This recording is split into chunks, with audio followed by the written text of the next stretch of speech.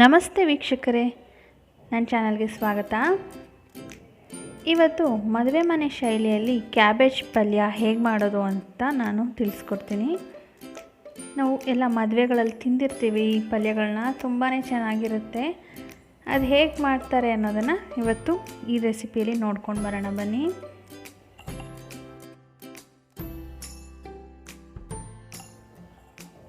ಇದಕ್ಕೆ ಬೇಕಾಗಿರೋಂಥ ಇಂಗ್ರೀಡಿಯೆಂಟ್ಸ್ ಬಂದು ಒಂದು ದೊಡ್ಡ ಈರುಳ್ಳಿ ತೊಗೊಂಡಿದ್ದೀನಿ, ಸಣ್ಣದಾಗಿ ಹಚ್ಚಿಟ್ಕೊಂಡಿದ್ದೀನಿ. ಮತ್ತು ಒಂದು 7ರಿಂದ 8 ಹಸಿಮೆಣಸಿನ್ಕಾಯಿ, ಸ್ವಲ್ಪ ಬೆಳ್ಳುಳ್ಳಿ, ಹಾಗೆ ಒಗ್ಗರಣೆಗೆ ಸಾಸಿವೆ, ಕಡಲೆಬೇಳೆ, ಉದ್ದಿನಬೇಳೆ, ನಂತರ ಒಂದು ಅರ್ಧ ಕಪ್ ಆಗೋಷ್ಟು ತೆಂಗಿನ ತುರಿ, ಸ್ವಲ್ಪ ಕೊತ್ತಂಬರಿ ಸೊಪ್ಪು ಮತ್ತು ಕರಿಬೇವಿನ ಸೊಪ್ಪು, ಹಾಗೆ ಒಂದು 1/4 ಸ್ಪೂನಷ್ಟು ಅರಿಶಿಣ ಪುಡಿ, ರುಚಿಗೆ ತಕ್ಕಷ್ಟು ಉಪ್ಪು ಮತ್ತು ಎಣ್ಣೆ.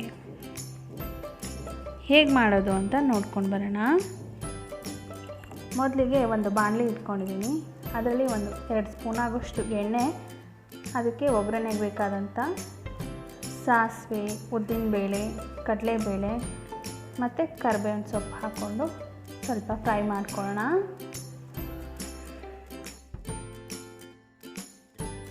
ಸಣ್ಣದಾಗಿ ಹಚ್ಚಿದಂಥ ಈರುಳ್ಳಿ ಮತ್ತು ಹಸಿಮೆಣಸಿನ್ಕಾಯಿ, ಬೆಳ್ಳುಳ್ಳಿ ಎಲ್ಲನೂ ಸೇರಿಸ್ಕೊಂಡಿದ್ದೀನಿ. ಚೆನ್ನಾಗಿ ಫ್ರೈ ಮಾಡ್ಕೊತಾ ಇದ್ದೀನಿ.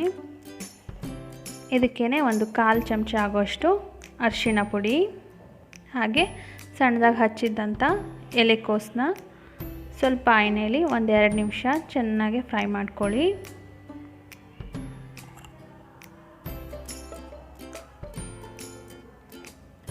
ಆಮೇಲೆ ಇದಕ್ಕೆ ಒಂದು 1/4 ಕಪ್ ಆಗೋಷ್ಟು ನೀರನ್ನ ಹಾಕ್ಕೊಂಡು ಒಂದು ಲಿಡ್ ಕ್ಲೋಸ್ ಮಾಡಿ ಇದನ್ನು 1-2 ನಿಮಿಷ ಬೇಯೋಕ್ಕೆ ಬಿಟ್ಬಿಡೋಣ. ಈಗ 1-2 ನಿಮಿಷ ಆಗಿದೆ. ಇದಕ್ಕೆ 1 ಚಮಚ ಆಗೋಷ್ಟು ಉಪ್ಪು, ನಿಮ್ಮ ರುಚಿಗೆ ಎಷ್ಟು ಬೇಕು ಹೆಚ್ಚು ಕಡಿಮೆ ಮಾಡ್ಕೊಂಡು ಹಾಕ್ಕೊಳ್ಳಿ. ಉಪ್ಪನ್ನ ಚೆನ್ನಾಗಿ ಮಿಕ್ಸ್ ಮಾಡಿಕೊಂಡು ಇದನ್ನು ಒಂದು ಮುಚ್ಚಳ ಮುಚ್ಚಿ ಚೆನ್ನಾಗಿ ಬೇಯಲಿಕ್ಕೆ ಬಿಟ್ಬಿಡೋಣ.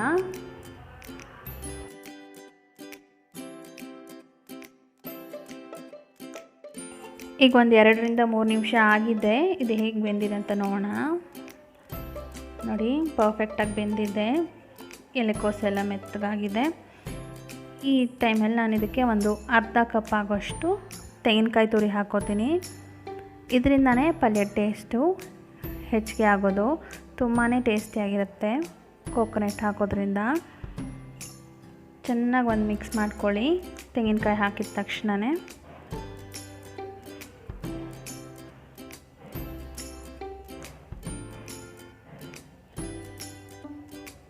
ಆಮೇಲೆ ಕಡೆದಾಗಿ ಸ್ವಲ್ಪ ಕೊತ್ತಂಬರಿ ಸೊಪ್ಪು ಸಣ್ಣದಾಗಿ ಹಚ್ಚಿದ್ದಂಥದ್ದು ಅದನ್ನು ಕೂಡ ಅದಕ್ಕೆ ಸೇರಿಸ್ಕೊಂಡು ಚೆನ್ನಾಗಿ ಮಿಕ್ಸ್ ಮಾಡ್ಕೊತಾ ಇದ್ದೀನಿ. ನೋಡಿ, ರುಚಿಕರವಾದಂತಹ ಎಲೆಕೋಸು ಪಲ್ಯ ಮದುವೆ ಮನೆ ಸ್ಟೈಲ್ನಲ್ಲಿ ರೆಡಿಯಾಗಿದೆ. ಈ ರೆಸಿಪಿ ಇಷ್ಟ ಆದರೆ ಲೈಕ್ ಮಾಡಿ, ಹಾಗೆ ನಿಮ್ಮ ಫ್ರೆಂಡ್ಸ್ ಫ್ಯಾಮಿಲಿಗೆ ಇದನ್ನು ಶೇರ್ ಮಾಡಿ. ಹಾಗೆ ನನ್ನ ಚಾನಲ್ನ ಇನ್ನೂ ಸಬ್ಸ್ಕ್ರೈಬ್ ಮಾಡ್ಕೊಂಡಿಲ್ಲ ಅಂದರೆ ಸಬ್ಸ್ಕ್ರೈಬ್ ಮಾಡ್ಕೊಳ್ಳೋದನ್ನ ಮರಿಬೇಡಿ. Thank you.